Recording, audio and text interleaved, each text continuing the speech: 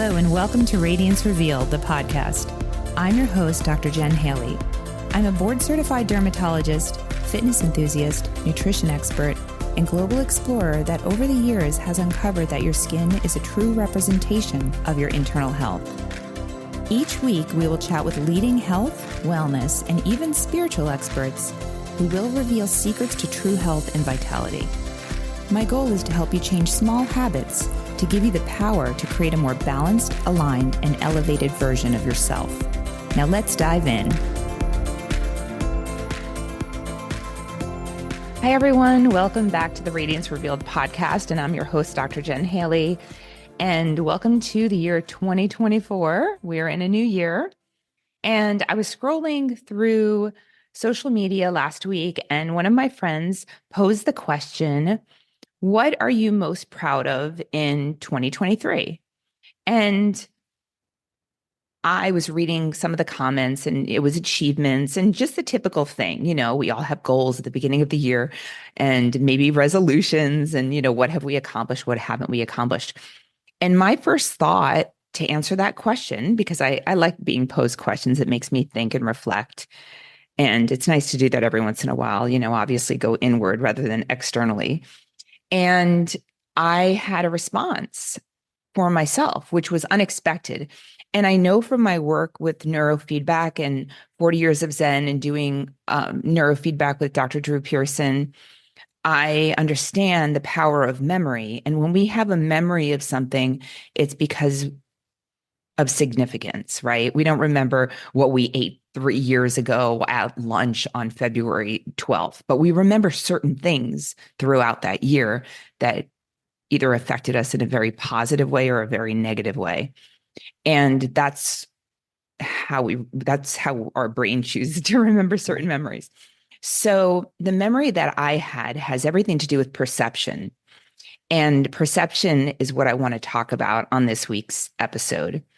And how you have the power to choose how you perceive the world and how you choose to perceive what is valuable to you and how you choose to be perceived in the world, okay? And what's valuable and what's not. So I was at True Food Kitchen. It's one of my favorite restaurants here in Scottsdale. And I was there with a friend of mine, and I went to the restroom, and there's one sink to wash your hands. So I'm waiting in line to wash my hands, and I see a little girl in front of me. She had to be 10, 11 years old. And she had a large birthmark on her face, a congenital nevus on her face. And they're fairly common. We see them very often as dermatologists, but they're not often on the face. And I understand from seeing tens of thousands of patients over the last 20 plus years how certain things on our skin, on our body, can make us feel self-conscious because of the world we live in, right? And that's the unfortunate truth of the matter. And she wasn't looking in my eyes. Usually, you make eye contact with someone and give a little smile and a greeting and whatnot, but she wasn't. And I had this overwhelming desire at the time to say something to her. And it just came to me to say, I love your beauty mark. And that's all I said. I just said, I love your beauty mark. And she looked up, she made eye contact. She had a cute little smile. And I could tell it mattered. Like I could tell it mattered to her that somebody considered her birthmark a beauty mark rather than saying, what's that on your face, right? Which I'm sure she had gotten in the past. But in my mind, you know what? Like I'm an adult. I'm a dermatologist. I understand what stigmata can happen on people's skin and how it can affect people's interactions with others. And if I have the power to reframe that mole for her so that in the future, when somebody says to her, what's that on your face? She could say, that's my beauty mark. That's amazing, right? So, sorry. So that's the thing.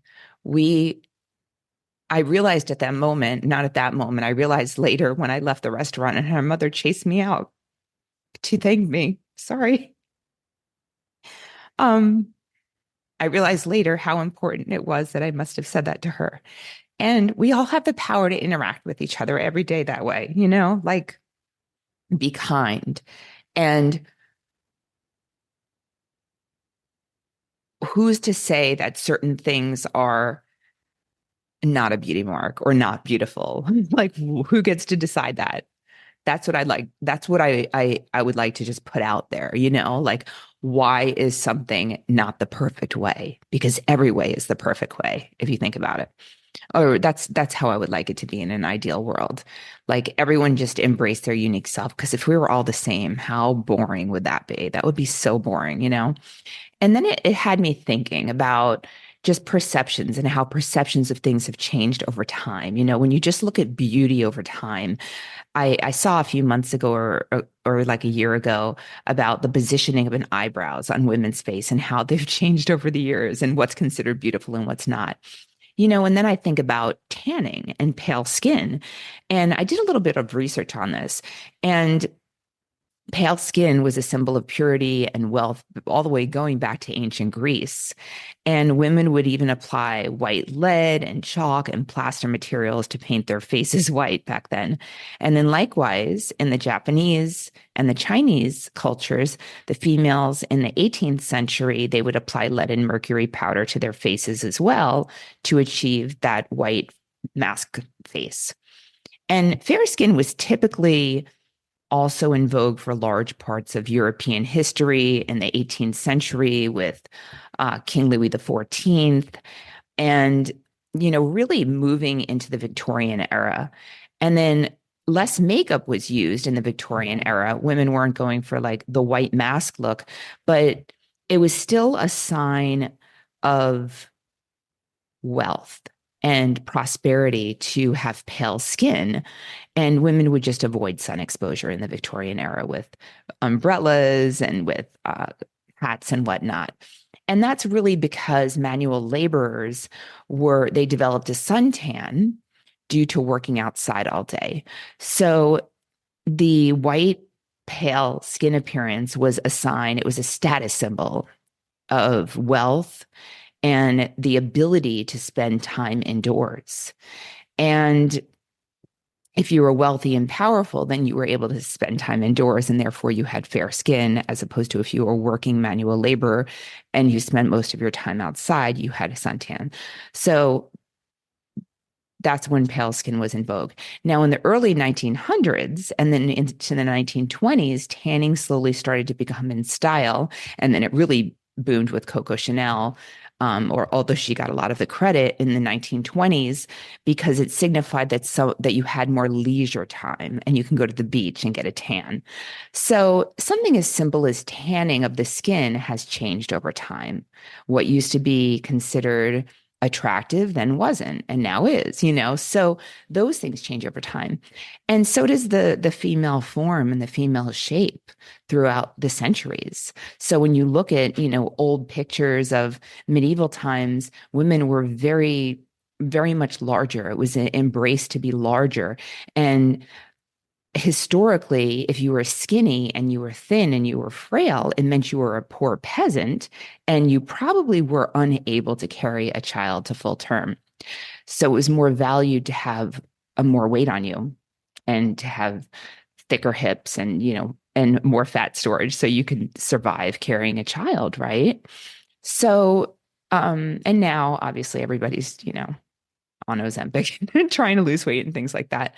But I mean, the one thing that's pretty constant, which I find interesting, whether you're looking at a supermodel or Twiggy or someone like Marilyn Monroe, it's still the 0.7 weight to hip ratio. So no matter what the size of the woman, the fertility of the 0.7 waist to hip ratio is attractive. And I mean, most of you who know me and have listened before, I'm half Spanish, and I've always had a booty on me, even before I was a teenager. And I remember my mother yelling because she couldn't get jeans over my butt when I was like 10 years old. And I didn't really like that growing up because it wasn't in vogue in, the 1990s to be curvy. It was all about being really, really thin and being wafy. And I just always wanted to have thinner, be thinner. And then obviously J Lo and Kim Kardashian and all the other, you know, curvy women out there, now everyone's trying to get a booty, and people are even putting fillers in their buttocks and things like that to get more butt. So even our perception over the female figure and the male figure as well has changed over time of what is valuable. So I guess with all of this being said, what I'm saying here is I want you to, before you go living in the should, or I should be this way, or I want to be this way, or I want to be that way, check in with yourself and ask where that perception is coming from. Is it coming from some outside force that's telling you that that's how things should be done? Because the last thing I want is for you to live in what I call the should world, or should all over yourself, right? I don't want anyone shoulding all over themselves. So anytime you're using the word should, check in with yourself, go in, go up, and ask yourself why. What aligns with me? What feels right to me? What is me? How do I show up authentically? Because this podcast, the reason I do this little passion project, which I get nothing out of and I never will, because it's all free information that I want people to just learn to be the best version of themselves and to empower yourself to take charge of your own health and your own life, is the reason I do this is because I want you to not try to form your identity in a certain idealism of beauty, okay? Because I've been treating people to be beautiful for a very long time. I've been removing things, I've been adding things, and all of that has a place if we can enhance you and it's in balance and it checks in with you and it's in a healthy homeostasis with everything else and you're doing the right things internally. That's great. But the last thing I want anyone to do is not embrace who you really are and show up authentically, because that is where you shine and that's where you're radiant. And that's where we truly connect with other people. So I teach classes on aesthetics and I teach people how to do Botox and fillers and skincare and things like that. And I always tell people, ask yourselves, why do people want to do these procedures in the first place? Why do we usually want to do these procedures in the first place, right? And it's because we want to connect better with each other in the outside world. So if the end result is to connect better, then you really need to take an evaluation and take a look at all the things you're doing in your life that are either helping you or hurting you to connect with each other. And I feel that not showing up authentically is not helping you connect with the right people that are in your tribe, right? Not everyone's going to be in your tribe, and that's okay. So you go to get ice cream, right? And there's not just vanilla. There's not just chocolate. There's lots of different flavors, just like there's lots of different flavors of people. So we have to show up authentically. We will attract people that are in our same vibrational frequency. And that's where you want to put your energy. And with that being said, I want you to question your perceptions over this next week. Think about every time you put judgment on something, where is it coming from? Is it coming from some outside influence? Is it coming from a misalignment with your vibrational frequency? Or is it because someone told you should think that way? Because at the end of the day, who's to say that something is a birthmark versus a beauty mark? Why can't they all be beauty marks and special? Okay. Embrace yourself. I love you all. Bye. Be kind this week and every week.